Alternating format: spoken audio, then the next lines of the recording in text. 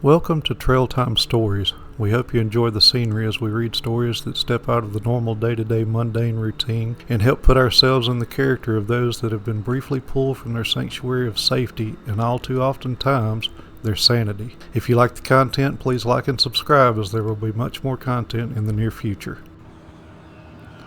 The following true ghost stories were posted on yourghoststories.com.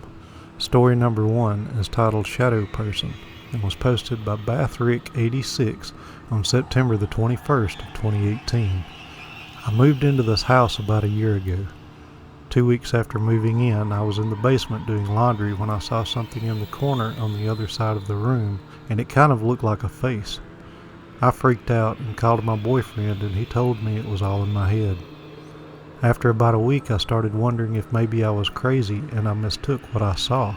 To this day, I keep a light on in the basement at all times because I am scared to go down there in the dark. Fast forward to about the beginning of the summer. I was up really late, like 1 or 2 a.m.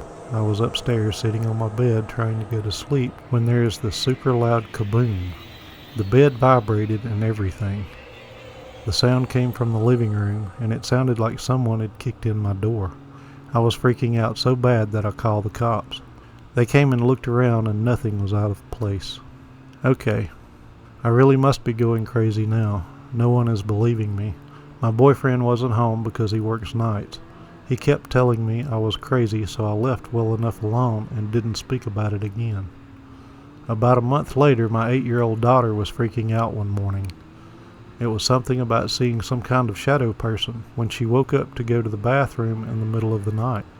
I did not think anything about it. I told her it must have been her imagination, and that was the last thing that was said about it. Until 2 nights ago. I decided to Google it and read all about it. That night all was quiet in the house. The kids were sleeping, and I'm laying in bed when I start to hear noises from downstairs. It sounded like someone was shuffling their feet real hard on the carpet while walking around. I went down and investigated thinking one of the kids was up, but everyone was sleeping, so I went back to bed. The next morning before school, I got my 8-year-old up a little early and asked her some questions about the shadow person. I had her explain to me what she saw. She said it had no face and it was black, looked like a person, and was really super tall. She said it was just standing at the bottom of the stairs looking at her. She goes and gets ready for school. I wake up her 9-year-old sister, and the first words out of her mouth are, "Why were you standing in my door in the dark just watching me sleep?" I'm like, I wasn't. I had no part in that. Does anyone know how to get rid of this thing? My kids are scared, and I don't have the funds to move right now. Story number 2 is titled Remnants, Humanoid Shadow Figures, and was posted by Sylvian Stars on May the 18th, 2018. Every few months these black shadowy figures appear, either on the corner nearby or across the street from my house. I believe that something horrible has happened on that corner, leading to me calling them Remnant.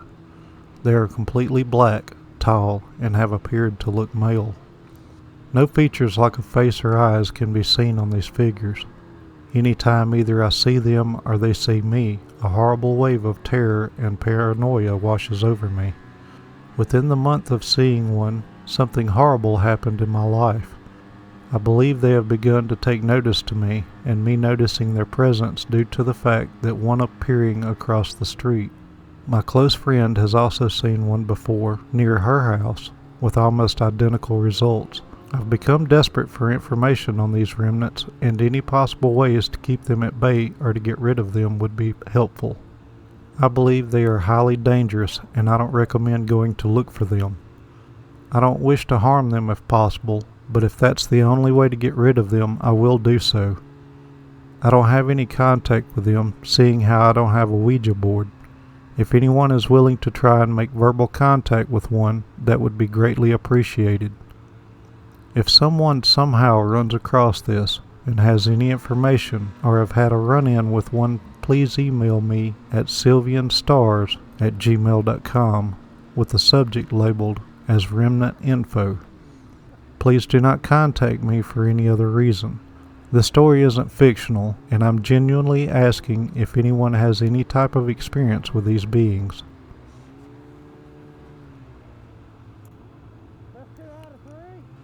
Story number 3 is titled Driving Me Crazy by Frank601. I moved in this house 11 years ago. The first experience I had was down in my tool room. I had just bought a $20 tin snip at Home Depot and was about to hang it up on one of the hooks when it slipped out of my hand and made the sound of metal on concrete. I bent down to pick it up, but it was gone. I tore everything apart in that room, but nothing was found. This occurred about 3 years ago. I still am having a hard time just thinking of this. I had family members search high and low, but to no avail. Many things have disappeared. The latest happened 2 weeks ago. I was sitting at my computer, laid my eyeglasses down, went into the other room, and came back a few minutes later. My glasses were gone. I have yet to get them back. Again, everyone in the household said, "Oh, you must have misplaced them." I said, "No, I laid them right on this table." They continued searching, and I told them to save their energy because I knew they wouldn't find it. A couple of years back, I had laid something small on the bed. When I turned my back for a minute and then turned back around, it was gone, but I remembered being dazed. Talking to myself, did I or didn't I lay something on the bed? Then I came to the conclusion that I did lay it on the bed. I can't remember what it was, but I do remember it was something insignificant, but to me something happened that was significant. More little objects disappearing, but only when it wants to steal from me. I have no idea why they are just taking my things and no one else's. It stays in my mind all the time, and I'm wondering what item of mine will be the next. I know there are a lot of opinions from people on this site, and I would welcome any thoughts. Story number 4 is titled Don't Stay in the House Alone at Night and was posted by L on February the 17th of 2018. I have seen and heard things in this house before, but I have never been bothered by it because in my village I am known as brave, so I am embarrassed to admit that I am terrified of what is happening. I know everyone that has lived in this house has stories about what they have seen. My uncle said he would see his grandpa sitting at the end of the bed. My little brother was staring at something with so much fear and tears in his eyes, saying, "Do you see him? He is standing right over there. Do you hear that? It is so loud." Everything seemed so harmless until recently. I live at home alone 5 days out of the week. It usually happens when one is alone. Everyone in my family is scared of the attic door. We will double lock it, go outside, and when we come back in, it would be unlocked. My room will be perfectly clean when I leave, but when I come back, my room is trashed. It started really bothering me when I was watching TV and I heard, "Hey there, Eli." I ignored it because I thought it was the TV until a few hours later when I heard outside of my bedroom door, "Hey there, Eli," again. Last night I had my feet at the end of my bed and I felt something pushing on my feet. I thought that it was my cat because sometimes he sleeps on my feet. Then I felt hands gripping my feet, making its way up my blanket. I sat up to look at my cat and he was on the other side of my bed.